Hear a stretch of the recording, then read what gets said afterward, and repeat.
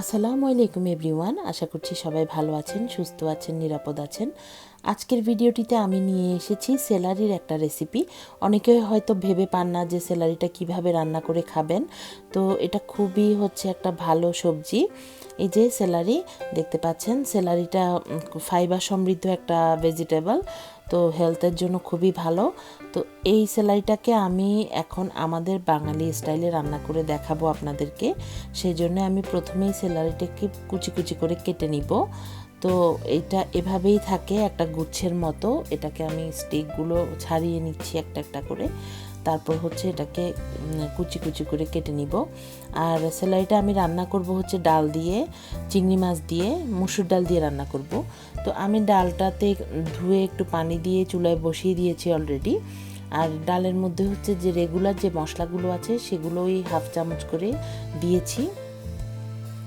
হলুদ, মরিচ, ধনে, জিরে, রসুন এটাই দিয়েছি, আদাটা দেইনি আমি। তো এই যে আমার ডালটা মোটামুটি ফুটে উঠেছে। আর সেলারিটা কাটতে কিন্তু বেশিক্ষণ লাগে না। এটাতে যেই আঁশগুলো থাকে এগুলো আসলে ফেলার কোনো দরকার হয় না। তারপরে অনেকে আঁশটা ফেলে দেয়। তো এই যে আমার সেলারিটা কাটা হয়ে গেছে, আমি ধুয়ে ডালের মধ্যে দিয়ে দিয়েছি। এখন আমি ভালো করে নেড়ে চেড়ে মিশিয়ে নিব। আর আমি কয়েকটা চিংড়ি মাছ টুকরো করে ডালের মধ্যে দিয়ে দিয়েছি। চিংড়ি মাছটা আসলে আমার কাছে খুব একটা ভালো লাগে না, আবার আমার বাচ্চারাও খুব একটা পছন্দ করে না, সেই জন্য আমি পরিমাণে খুবই কম দিয়েছি। তো এই যে দেখতে পাচ্ছেন আমার রান্নাটা মোটামুটি হয়ে এসছে। তো এটা হতে কিন্তু খুব একটা বেশি সময় লাগে না। যখন এটা হয়ে আসার সময় হয়ে গেছে, তখন আমি কয়েকটা কাঁচামরিচ দিয়ে দিয়েছি। স্যালারিতে যারা স্যালারি খেয়েছেন তারা জানেন যে স্যালারির একটা স্মেল আছে, সেই জন্য আমি আর আলাদা করে ধনেপাতা দেইনি। এখন আমি কড়াইতে তেল দিয়ে দিয়েছি, একটু বাগার দিব।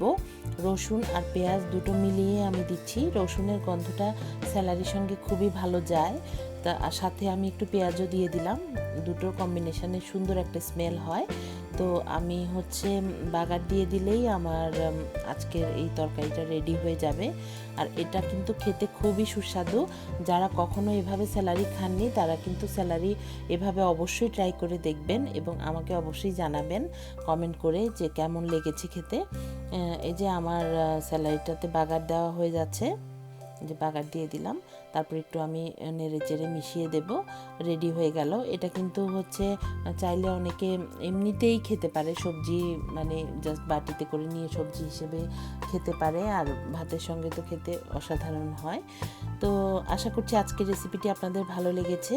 আজকের মতো আমি বিদায় নিয়ে নিচ্ছি। সবাই ভালো থাকবেন, সুস্থ থাকবেন, নিরাপদ থাকবেন। আল্লাহ হাফেজ।